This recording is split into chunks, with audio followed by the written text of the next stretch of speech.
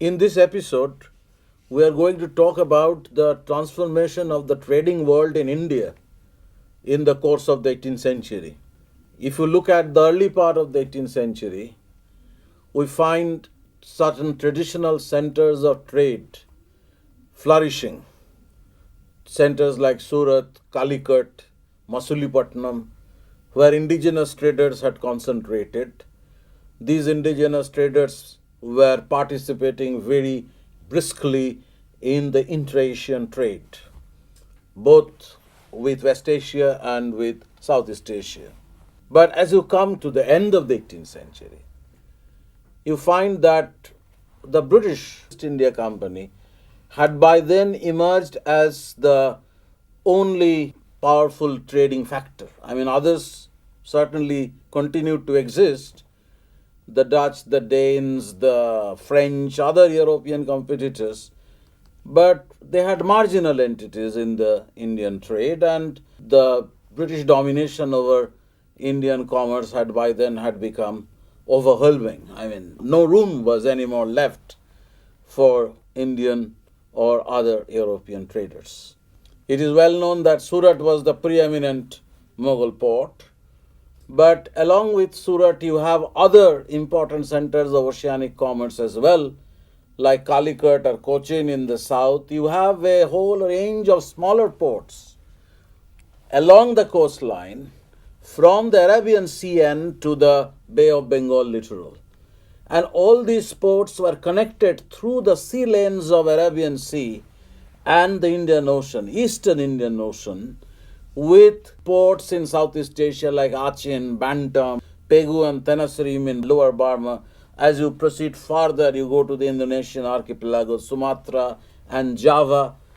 And in the west, you have the connection maintained from Surat and also from other ports on the Arabian Sea and on the Coromandel in the east, with Red Sea ports like Persian Gulf ports like Hormuz or Bandar Abbas or Red Sea ports. So you have an elaborate framework of intra-Asian trade in which the ports of India played a critical role.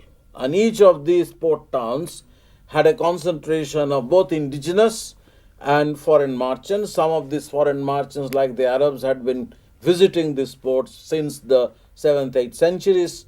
The Europeans also arrived on the scene in the 16th century. Portuguese were the first to arrive. Then you have the Dutch becoming more powerful in the coast in the 17th century. The English also took interest in the Eastern trade from the 17th century onwards. But then by the 18th century, the English, as we have already said, we were triumphant. All these ports, as you know, were fed by the commercial centers in the hinterland as well. And an understanding of what these commercial centers were, what was their nature, it is possible to identify different kinds of markets. For example, in the Indian literature, you come across mention of rural marts. Now, many of these villages were actually self-sufficient villages. The artisans produced commodities which the villagers themselves consumed. But the villagers also had to depend on the supply of certain essential items from outside. Salt, for example, one such commodity. Iron was one such commodity. The implements were not always locally produced. They had to be imported.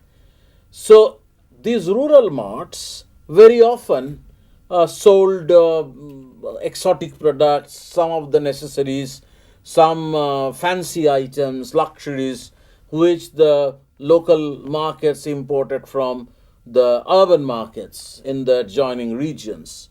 Some of these urban markets were not large-scale markets of the kind that you would find in port towns like Surat or in Hooghly in southern Bengal. But these markets also sold very special items. So these urban markets in small towns also had something special or exotic or luxuries to offer to the consumers. But over and above these small urban markets, you come across the very significant emporia, where you will come across not merely very important goods, commodities, exotic goods imported from the overseas countries, from West Asia or from Southeast Asia. You will come across concentration of bankers, financiers, ship owners, wholesale traders, and retail traders. So, such people who were actually very active in these port towns to continue this very complex network of maritime and oceanic trade also had to draw on the resources from within the country, from the hinterland, and there were connections between the ports and the hinterland, and this is something which requires to be borne in mind when we find that there has been an excessive emphasis on the international trade, in historical research, on maritime trade in historical research. There are certain reasons for this, because of the easy availability of archival information about these European companies in the European archives. It has been easier for the Indian historians to reconstruct the history of oceanic trade more elaborately than it has been possible to lay our hands on the complex arteries of local trade.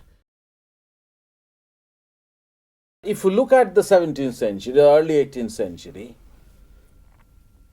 you are expected to distinguish between two different kinds of trade routes.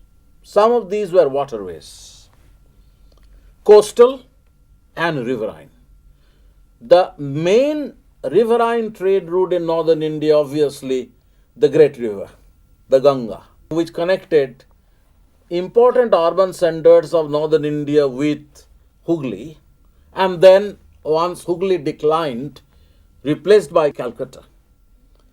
But alongside this riverine trade route, you have also running parallel to this riverine route, a land route as well, which would go up to a very important overland emporium in Agra.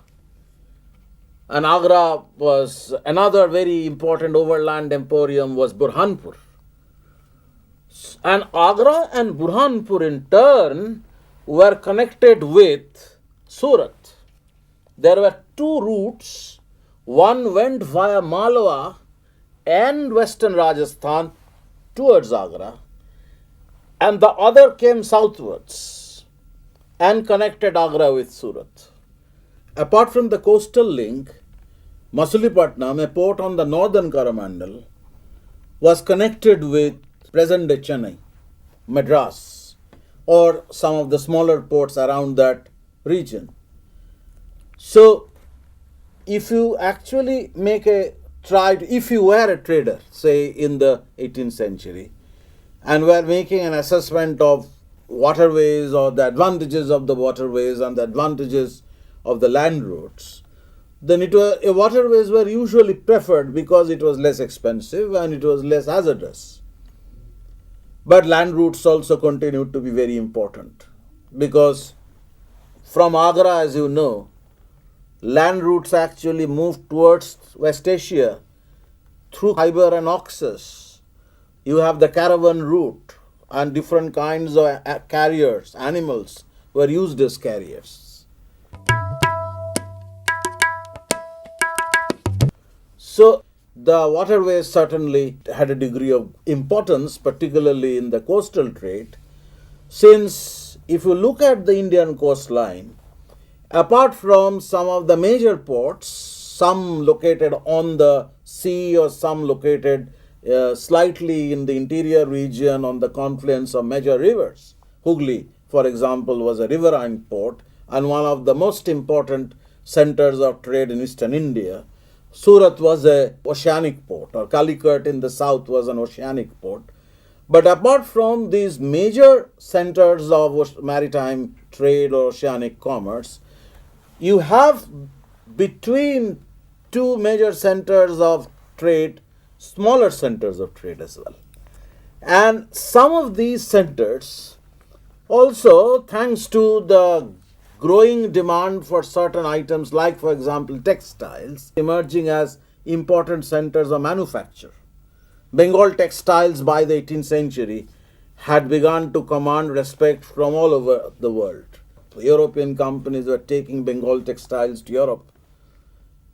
On the other hand, Surat was actually encouraging the development of a textile sector in places like Ahmedabad or Broch in Gujarat. The food scarcity areas like Gujarat were importing food stuff from other places. It was not as if that the trade that was carried on through these land routes and waterways were simply in exotic items or in luxuries or in fine textiles. You have coarse goods. Coarse textiles from Coromandel, for example, were dominating the list of exports from Coromandel to Southeast Asia. Spices, of course, were very important, heavy in demand in Europe and other places. But apart from spices, many of these ports were actually regularly importing foodstuff. We have information of rice being exported to West Asia from Surat. And Surat or Gujarat itself was a food scarcity area which imported rice from Bengal carried through the coastal way.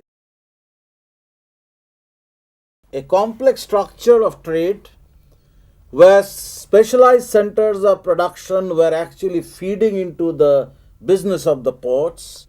Some of the ports were large emporia where exotic commodities were sold alongside bulk goods. Many of these ports were served by large banking houses, wholesale trading. There were smaller ports which acted as support to this very complex network of trade, connecting the ports from the west coast with the ports of the east coast. So within this particular structure of trade, the Europeans actually moved in since the 16th century. And this traditional structure of trade would actually undergo significant changes, not instantly but gradually, to a point in the 18th century where this traditional structure of trade would be entirely disrupted. So, what were the main features of this traditional framework of Indian Ocean trade? One of the cardinal features of this traditional framework of trade was interdependence between different groups of traders. If you actually go back into the past, if you look at the trading structure in the 11th century or 12th century, much of which was inherited in modern times by modern trading agencies as well, you will see that the Chinese would be coming to one point, up to Southeast Asia or to Bengal. Chinese ships will terminate their journey in Southeast Asian ports, where the Indian traders would actually take their commodities and then sail off to the coastal towns, going up to the Maldives or Red Sea ports. Some of the Gujarati traders certainly would visit regularly.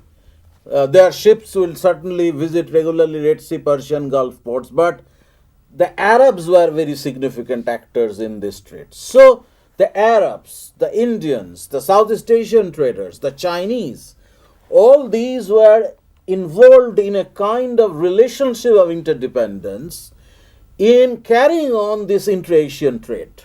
There was no one singular dominant factor. No one power was actually dominating this structure of trade. No one group of merchants would be dominating this trade. There would be multiple different classes of people, different types of people, different types of merchants from different regions.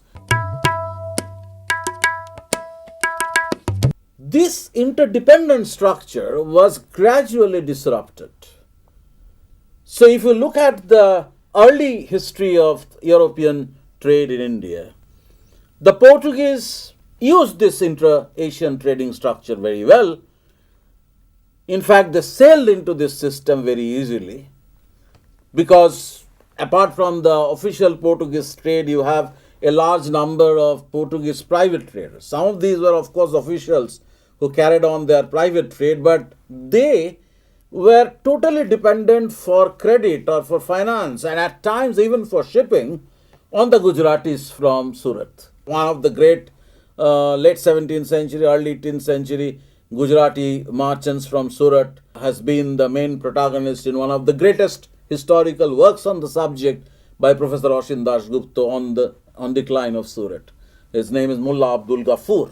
Owning large ships, financing trade on a large scale, his agents going up to the Red Sea, Persian Gulf region. So it was with such people some of the Portuguese traders actually maintained a collaborative relationship. But at the same time, as we know, that in certain regions where they were in a position to exert a greater amount of military power, they introduced the cartage system. The Indian ship owners had to buy passes from the governor of Goa to secure themselves against piracy or confiscation of goods by the other Portuguese ships.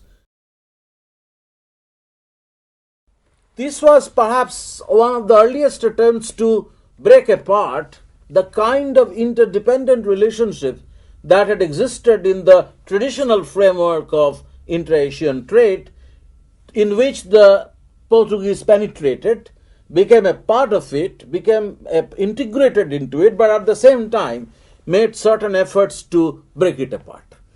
The Dutch in the 17th century would do it more confidently, more vigorously. In the Southeast Asian waters, they would completely marginalize the Portuguese, and they managed to enforce a certain kind of monopoly over the entire spice trade of Southeast Asia to a point where these Gujarati traders who were regularly visiting Southeast Asian ports would no longer find much incentive to go to Southeast Asia. So the focus mainly in the 17th century for all these reasons would be on West Asia, Red Sea, Persian Gulf region, on which the Indian trading groups actually concentrated. We also have evidence of merchants of Hooghly using Machilipatnam shipping to carry their commodities to Surat and via Surat to West Asia. So the English on their part also used this network very efficiently in the early part of their trading career in India in the 17th century.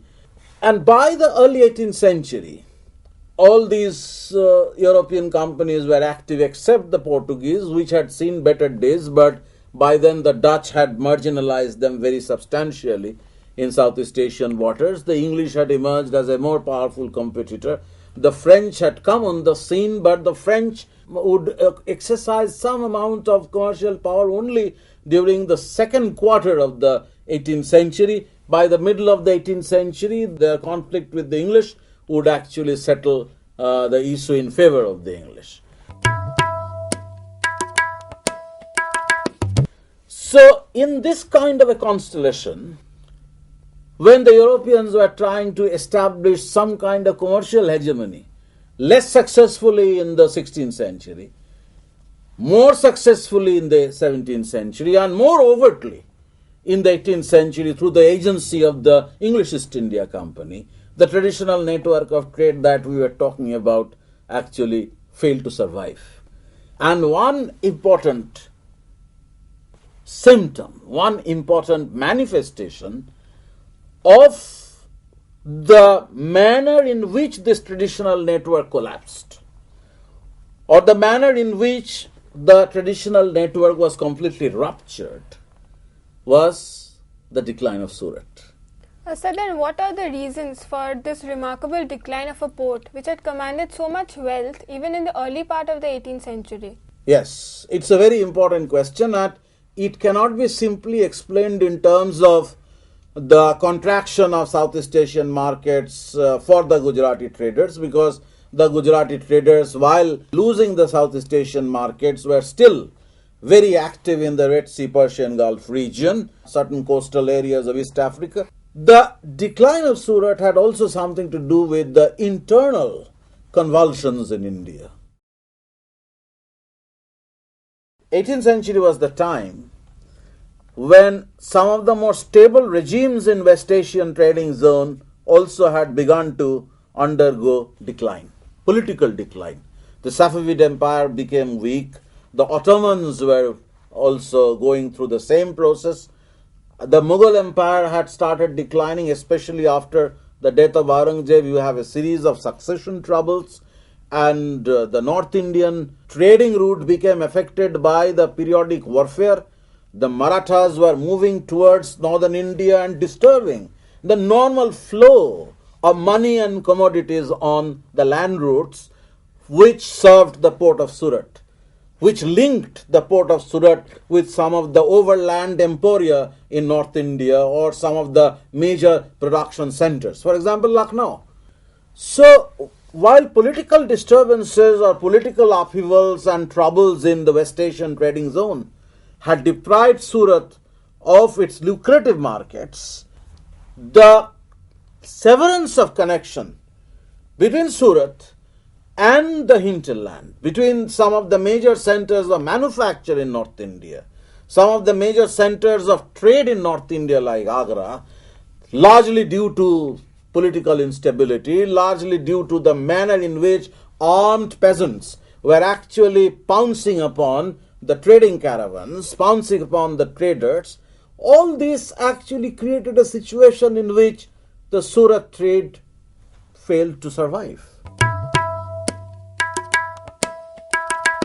So there was an overall commercial decline in the early part of the 18th century, caused by partly by political instability within India and partly by the more powerful assertion of hegemonic aspirations, hegemonic ambitions by the Europeans.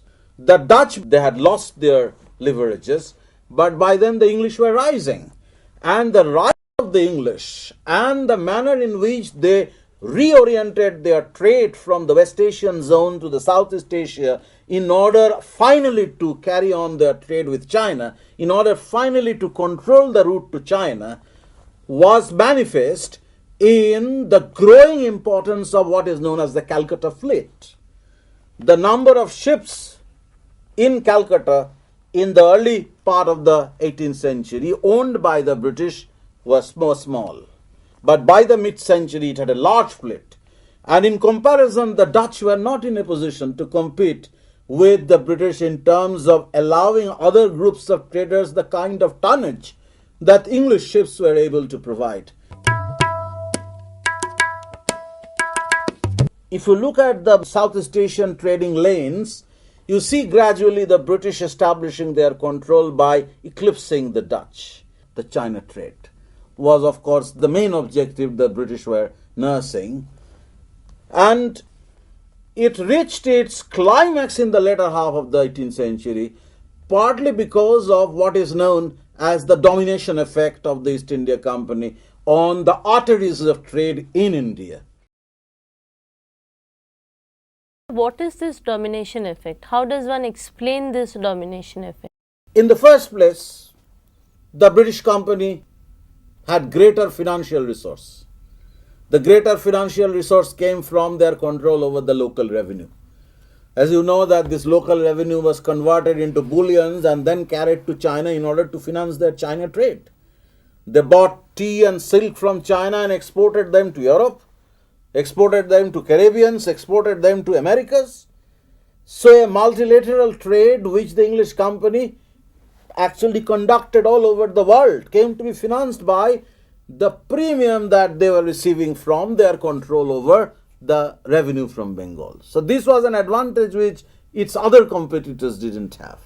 Secondly, as I have just mentioned, that the number of ships actually which were operating in this traditional intra-Asian trading network in the Bay of Bengal littoral and through the Bay of Bengal littoral towards the China Sea, for the British had complete command.